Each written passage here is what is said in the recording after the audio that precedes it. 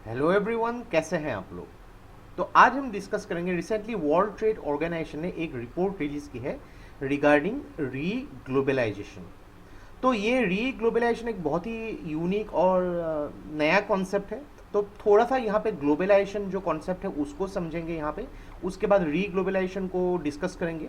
यहाँ पे देखिए कि किस तरीके से फिर से जो वर्ल्ड ट्रेड में थोड़ी सी इंक्रीज हुई है उसको डिस्कस करेंगे। यहाँ पे जो री ग्लोबलाइजेशन और डी ग्लोबलाइजेशन के डिफरेंसेस क्या है, इसकी बेनिफिट्स क्या क्या हो सकती है, और वर्ल्ड ट्रेड ऑर्गेनाइजेशन की जो रोल कैसी हो सकती है उसको भी डिटेल में डिस्कस करेंगे।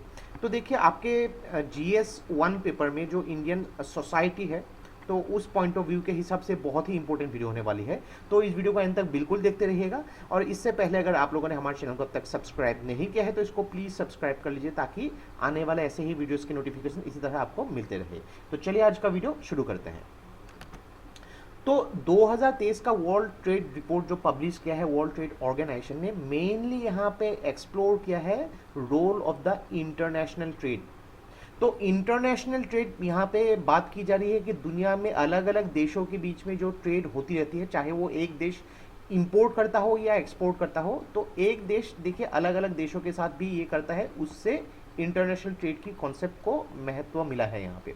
तो ये इस तरीके से होनी चाहिए कि ये सिक्योर होनी चाहिए, यानी कि देखिए एक देश दूसरे देश के लिए अगर कुछ सामान भेजा तो वो किसी दूसरा कंट्री उसको ऑक्यूपाई करने की कोशिश ना करे, इंक्लूसिव उसमें अलग अलग देश भी इंक्लूड हो सकते हैं, और एक सस्टेनेबल वर्ल्ड, यानी कि देखिए ट्रेड सिस्टम में ऐसा होनी चाहिए कि ये ट्रेड के वजह से एनवायरनमेंट में क्षति नहीं पहुंचनी चाहिए। तो इस रिपोर्ट में मेनली एक शिफ्ट के बारे में बात की जा रही है, ताकि ग्लोबलाइजेशन को फिर से प्रमोट किया जा सके। तो इसको भी हम डिस्कस करेंगे। तो मेनली यहाँ पे बात की जा रही है कि ट्रेड एफिशिएंसी को कैसे बढ़ाया जाए, उसके बियॉन्ड कि पीस होनी चाहिए। देखिए पीस अगर नहीं हुआ, वार जैसी सिचुएशन हो गई यहाँ पे, चाहे वो रशिया यूक्रेन के बीच में हो, यूएसए या फिर चाइना के बीच में जो कोल्ड वार है, ऐसे सिचुएशन में ग्लोबलाइजेशन के ऊपर इफेक्ट होती है, सिक्योरिटी इश्यूज होती है काफ़ी सारी जगहों पे, जो पॉवर्टी रिडक्शन कैसे हो सकती है और सस्टेनेबिलिटी को कैसे प्रमोट किया जा सके। तो मेनली देखिए ये रिपोर्ट री ग्लोबलाइजेशन को एम्फेसाइज करती है, ताकि ट्रेड इंटीग्रेशन को बढ़ाया जा सके, इकोनॉमी या फिर लोग या फिर इश्यूज को यहाँ पे इंक्लूड किया जा सके। तो थोड़ा सा हम लोग को यहाँ पे री ग्लोबलाइजेशन से पहले ग्लोबलाइजेशन को समझना होगा। तो डेफिनेटली आप लोगों ने पढ़ा ही होगा यहाँ पे कि ग्लोबलाइजेशन मतलब क्या है, कि increasing the interdependentness, interconnectedness, integration of economies and societies. मान लीजिए आज देखिए भारत जो है मिडिल ईस्ट से क्रूड ऑयल इंपोर्ट करता है, बाकी जगहों से भी करता है, लेकिन मिडिल ईस्ट के साथ भारत डिपेंडेंट है। अब भी अगर यहाँ पे मिडिल ईस्ट में कुछ प्रॉब्लम हो गया तो उसका इफेक्ट क्या होगा, इंडिया में पड़ेगा। तो उससे क्या होगा कि जो क्रूड ऑयल हम इंपोर्ट करते हैं उसकी रेट्स बढ़ेगी, उसके प्राइजेस बढ़ेंगे, उसके वजह से उसके अलग अलग इफेक्ट्स देखने को मिलेंगे। हर कमोडिटीज़ की जो प्राइस बढ़ेंगी यहाँ पे, और हम लोग बिना कुछ सोचे समझे यहाँ पे गवर्नमेंट को दोषी देते हैं। तो इस सिचुएशन निपटने के लिए गवर्नमेंट को अलग अलग पॉलिसीज अप्लाई करनी पड़ेगी। तो ये एक बहुत ही मेजर इफेक्ट है कि ग्लोबलाइजेशन की वजह से अगर किसी भी पार्ट में इफेक्ट हुआ तो पूरा ग्लोब उससे अफेक्टेड होती है। सेम चीज़ें हम लोग यहाँ पे जो रिलेट कर सकते हैं डी ग्लोबलाइजेशन, तो उसको भी हम आगे डिस्कस करेंगे। तो यही मेन है कि इंटरकनेक्टेडनेस और इंटीग्रेशन दुनिया के अलग अलग इकोनॉमीज के साथ बढ़ाने के लिए। तो री ग्लोबलाइजेशन सेम चीज़ है कि देखिए एक ऐसा टाइम आया था जहाँ पे देखिए वार जैसी सिचुएशन कोविड के टाइम में, तो उस टाइम में थोड़ी सी ये जो ग्लोबलाइजेशन इफेक्ट हुई थी।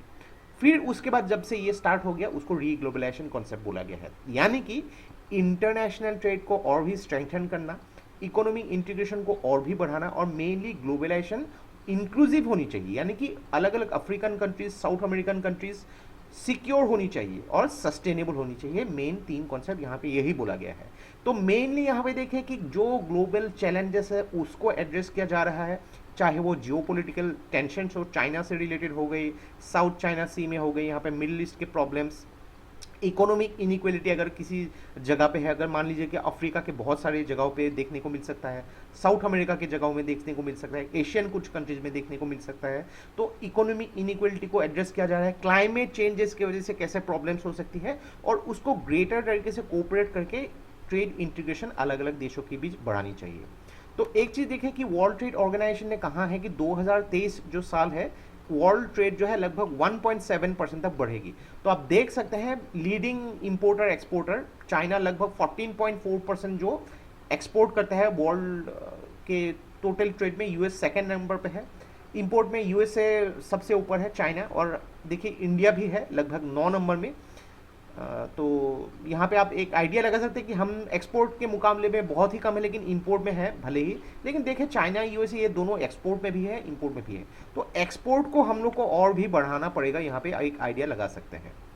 नेक्स्ट अगर बात करेंगे रीग्लोबलाइजेशन एंड डीग्लोबलाइजेशन, तो रीग्लोबलाइजेशन क्या होती है कि इंटरनेशनल ट्रेड को एक्सपांड और स्ट्रेंथन करती है, और डीग्लोबलाइजेशन उसको रिड्यूस करती है। अलग अलग सिचुएशन हो गया, यहाँ पे वार लाइक सिचुएशन हो गया, यहाँ पे कोल्ड वार हो गई, पेंडेमिक के टाइम में ऐसे सिचुएशन देखने को मिल सकता है। तो रीग्लोबलाइजेशन में कि ग्लोबलाइजेशन और भी इंक्लूसिव होनी चाहिए, सिक्योर होनी चाहिए, सस्टेनेबल होनी चाहिए। लेकिन डीग्लोबलाइजेशन में क्या होता है कि इतना देखा नहीं जाता है, सपोज इन्फ्लेशन के टाइम में डोमेस्टिक इंडस्ट्रीज को प्रायोरिटाइज दिया जाता है, फॉरेन मार्केट से जो इंटर डिपेंडेंस है उसको कम किया जाता है। की प्रिंसिपल्स में अगर देखें, यहाँ पे मल्टीलेटरल ट्रेडिंग सिस्टम को बढ़ोतरी दी जाती है, यहाँ पे trade integration, economies, people issues को इंपॉर्टेंस दिए जाते हैं। कभी भी देखिए आप इंटरनेशनल रिलेशन में भी देखेंगे पीपल टू पीपल कॉन्टेक्ट करने की बात की रहती है यहाँ पे। लेकिन देखिए यहाँ पे डीग्लोबलाइजेशन में यहाँ पे एक प्रोटेक्शन मेजर ली जाती है, ताकि देखिए अपने देश को कुछ क्षति ना पहुंचे, सेल्फ सफिशिएंसी के ऊपर बात होती है। जनरली पेंडेमिक के टाइम में हम लोग देख सकते हैं आत्मनिर्भर या इंडिया ने जो है इंपोर्ट को काफ़ी कम कर दिया था। नेक्स्ट अगर बात करेंगे यहाँ पे जो अलग अलग चैलेंजेस को एड्रेस किया जाता है, इनइक्वलिटी, क्लाइमेट चेंज, ताकि देखिए एक किसी प्रॉब्लम्स की वजह से पूरा ग्लोब इफेक्ट ना हो। लेकिन डीग्लोबलाइजेशन में उतना यहाँ पे इंपॉर्टेंस नहीं दी जाती है। ट्रेड रेस्ट्रिक्शंस काफ़ी लगाए जाते हैं यहाँ पे, ताकि बाहर की कंपनी आके कुछ इफेक्ट ना करे, यहाँ पे डोमेस्टिक इंटरेस्ट को ज़्यादा प्रायोरिटाइज की जाती है। तो थोड़ा सा एक डिफरेंस आपको समझ में आया होगा यहाँ पे। तो अगर बात करेंगे बेनिफिट्स ऑफ रीग्लोबलाइजेशन, तो देखिए इकोनॉमिक ग्रोथ होगी। जितना देखिए इंडिया की चीज़ें अगर बाहर जानी है, बाहर की चीज़ें इंडिया में आनी है, तो इम्पोर्टेंस यहाँ पे जॉब्स ग्रोथ हो सकती है। तो ये देखने को मिल सकता है 1994 से लेकर 2005 तक बहुत सारे ग्लोबल ब्रांड्स इंडिया में आ गए थी। तो इसके वजह से क्या होता है कि इकोनॉमिक ग्रोथ देखने को मिलती है। आप अगर 5 ईयर प्लान को देखेंगे, पॉवर्टी रेट में भी काफ़ी डिक्रीज हुई थी।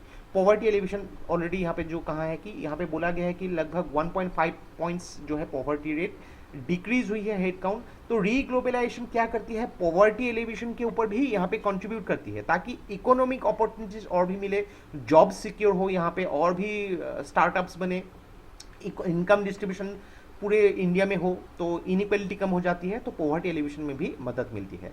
एनवायरमेंट एंड सस्टेनेबिलिटी को यहाँ पे प्रमोट की जाने की बात की है। देखिए यहाँ पे अलग अलग जो इंस्टीट्यूट्स है, अलग अलग जो कॉन्फ्रेंसेस है यहाँ पे, तो ग्लोबली जब एक दूसरे के साथ कनेक्टेड रही, तभी तो यहाँ पे सोचेंगे कि इंटरनेशनल कोऑर्डिनेशन होनी चाहिए, एनवायरमेंटल पॉलिसीज ग्लोबली बात की जाती है आजकल। लेकिन देखिए कुछ कुछ ऐसे सिचुएशन भी, ब्राज़ील जो इतना बिना सोचे समझे जो अपने अमेज़न को जला रही थी, तो अगर डेफिनेटली यहाँ पे ब्राज़ील अगर ऐसा सोचेगी कि हम अमेज़न जला रहे हैं, उसमें बाकियों का क्या, लेकिन देखिए उसका इफेक्ट पूरे दुनिया को फेस करना पड़ सकता है।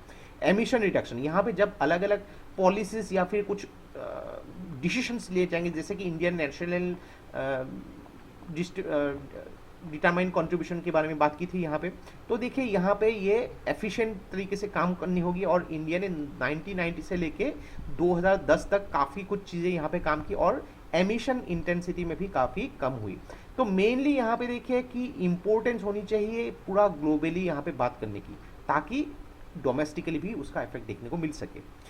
वर्ल्ड ट्रेड ऑर्गेनाइजेशन क्या कर रही है रीग्लोबलाइजेशन को फिर से फॉस्टर करने के लिए, मल्टीलेटरल ट्रेडिंग रूल्स और बना रही है, किस तरीके से फॉस्टर करनी चाहिए, ग्लोबल चैलेंजेस को, इश्यूज को जो है एड्रेस करिए, ताकि कम से कम हो जो इश्यूज, चाहे वो सिक्योरिटी इश्यूज हो, पीस रिलेटेड हो गई, यहाँ पे sustainability related, then economic security अलग अलग देशों में होनी चाहिए। यहाँ पे ऐसा नहीं होना चाहिए कि एक देश जो है, अगर मान लीजिए मिडिल ईस्टर्न के येमेन जगहों पे या फिर सीरिया जैसी जगहों पे ऐसे प्रॉब्लम्स ना हो।